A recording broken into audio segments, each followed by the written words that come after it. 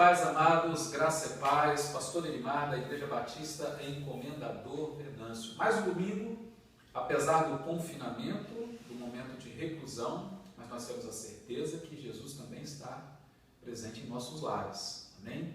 Hoje, devido a um domingo muito sugestivo, eu quero compartilhar com vocês do texto de Mateus, capítulo 26, versículo 17 ao versículo 30, que retrata exatamente a última Páscoa de Jesus com seus discípulos e a instituição da ceia do Senhor.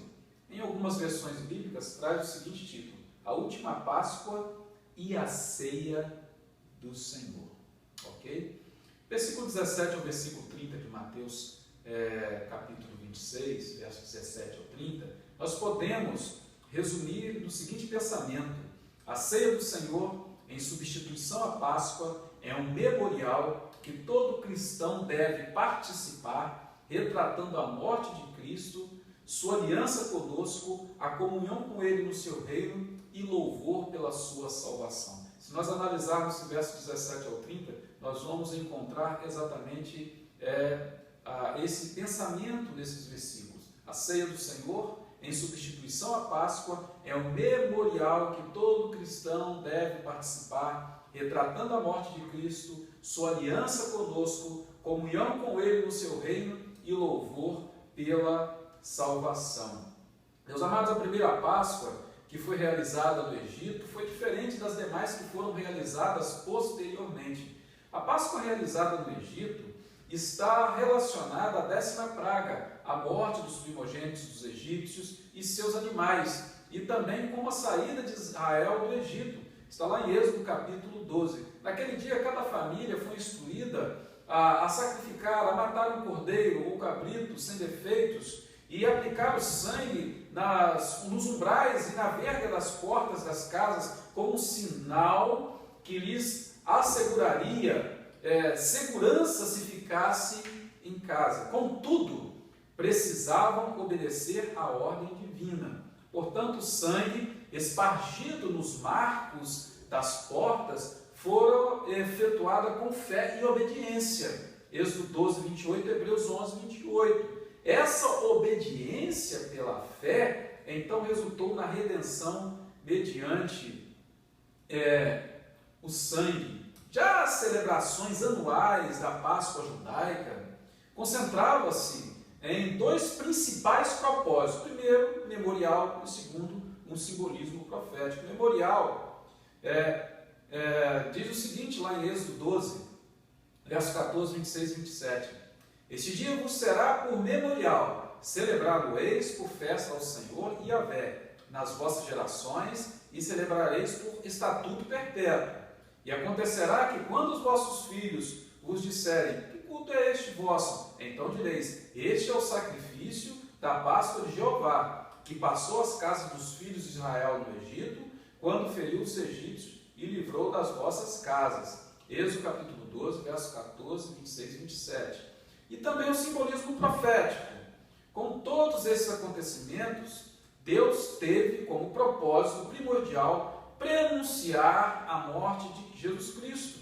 O alvo era ensinar, nas realizações das Páscoas posteriores, ensinar Israel a colocar em suas mentes a salvação pelo sangue, preparando-os para um advento de Jesus Cristo, o Cordeiro de Deus que tira o pecado do mundo.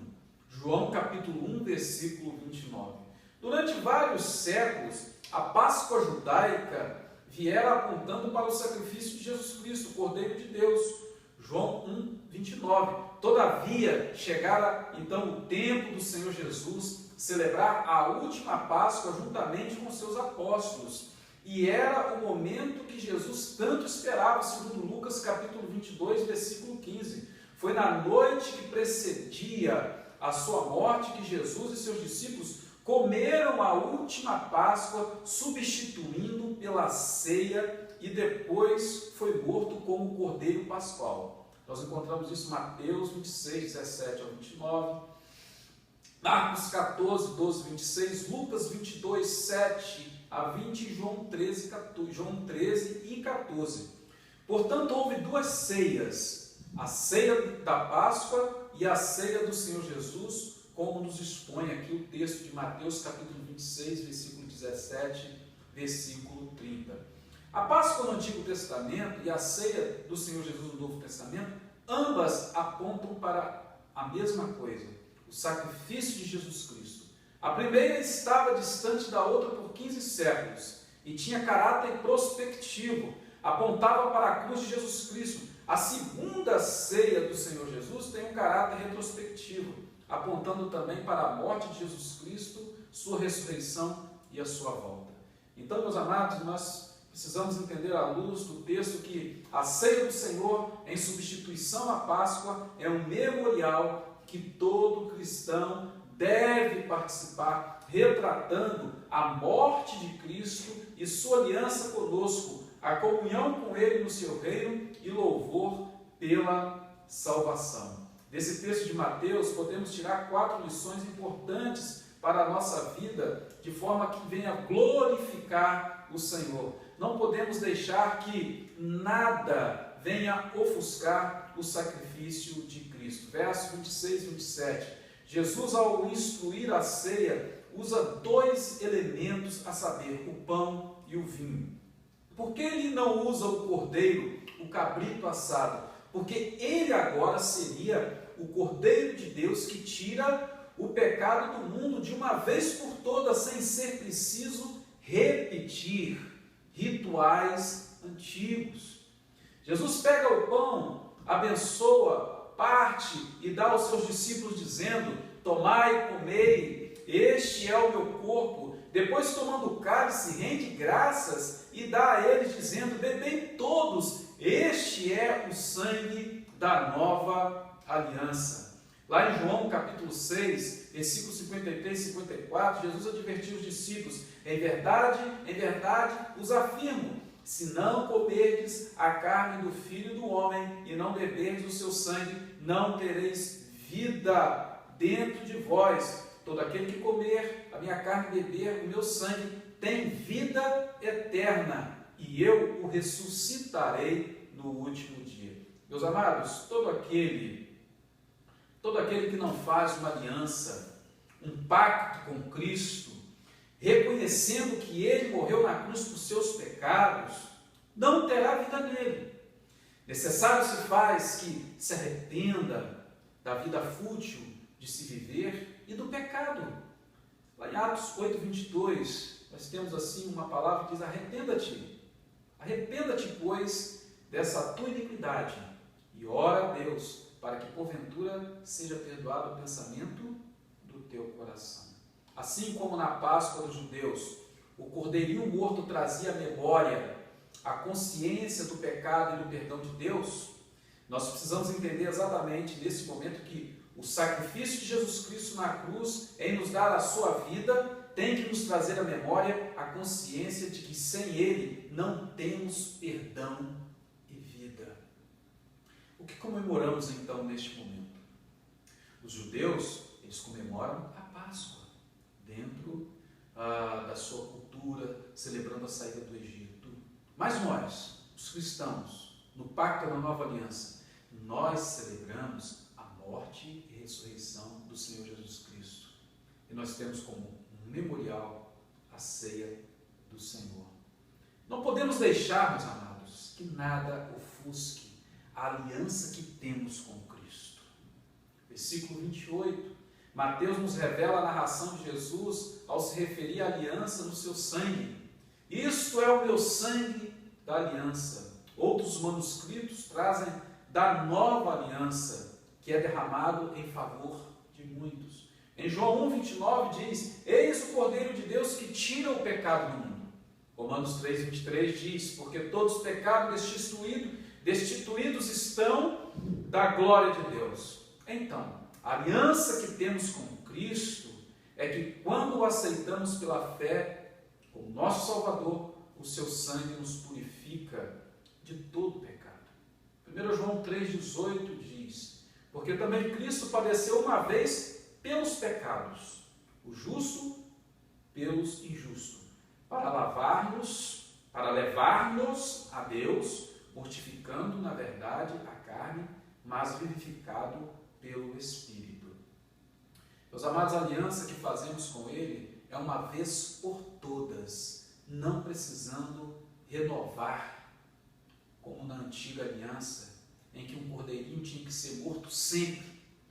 Jesus morreu uma vez pelos pecados de todos, uma vez.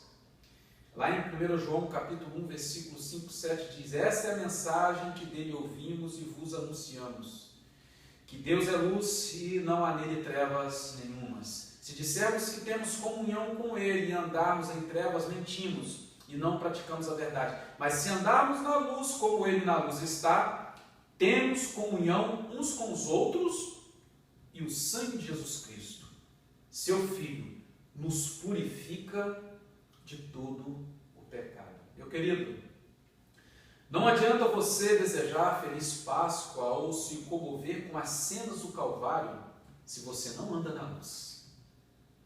Para andar na luz, é preciso fazer uma aliança com Jesus. Você já fez essa aliança com Jesus? Você já reconheceu que sem fazer uma aliança com Ele não há perdão para os seus pecados? A palavra de Deus agora está trazendo isso à sua consciência. Não podemos deixar que nada ofusque a esperança viva da volta do Senhor. Versículo 29. Mateus, nesse verso, aponta para o futuro dessa nova aliança com Jesus. Na última Páscoa e na primeira ceia, não só anuncia a sua morte, mas faz o anúncio também da sua volta. Isso implica em que ele morreria, aleluia, mas ressuscitaria. Lucas capítulo 24, versículo 46, Jesus diz: assim está escrito, e assim convinha que o Cristo padecesse e ao terceiro dia ressuscitasse dentre os mortos. A ceia do Senhor lembra que devemos esperar a volta de Cristo. Por isso, realizamos a ceia do Senhor sempre, mantendo esta esperança viva em nossos corações. A esperança que temos um Salvador, que temos um lugar, um encontro com Ele no seu reino, onde, como os 12 apóstolos, cearemos com Ele, aleluia. Será que você entende isso? Precisamos nutrir essa esperança. Interessante que a promessa da esperança, de bebermos um vinho novo com Ele, está aguardado para quando a sua noiva, a igreja, estiver completa. Prova disso que Jesus, ao aparecer aos seus discípulos, após a sua ressurreição, segundo Lucas capítulo 24, 41, 43, Jesus comeu pão, peixe, mel, não há registro que tenha tomado vinho. Isso significa que Ele nos aguarda para esse dia glorioso. Aleluia. Você tem essa esperança de se encontrar com Jesus Cristo? Ou melhor, você está preparado, aguardando com esperança esse banquete nos céus, o encontro da noiva, a igreja e do noivo Jesus Cristo? Ô meu querido, não deixe que nada ofusque essa esperança na sua vida. Não podemos deixar que nada ofusque o louvor da vitória que temos em Cristo.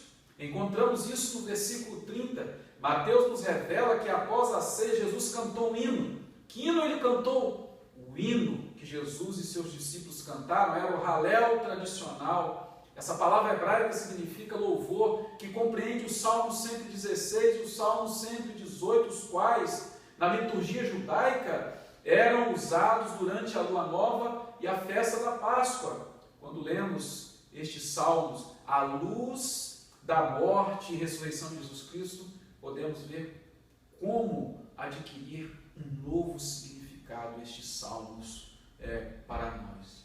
Que lição fica para nós ao saber que Jesus Cristo cantou louvores a Deus quando estava prestes a enfrentar a rejeição, o sofrimento e a morte por nossa causa? Quantas vezes, quando o ventinho das tribulações desta vida sopra sobre você, o que você sabe fazer é o quê? Reclamar, questionar, transferir a culpa ou procurar culpados. Quantas vezes, quando o ventinho das tribulações dessa vida sopra sobre você, você se desespera e para de louvar a Deus e pensa em desistir? Mas eu quero dizer uma coisa para você. Jesus, Ele não desistiu de você. Meu querido, mesmo quando tudo dá errado, quando tudo não está como queríamos, temos em Cristo Jesus motivos para louvar a Deus, pois Ele é o nosso pão. Jesus é o nosso vinho, nosso cordeiro, a nossa salvação. Feliz semana da morte e ressurreição do nosso Senhor e Salvador Jesus Cristo.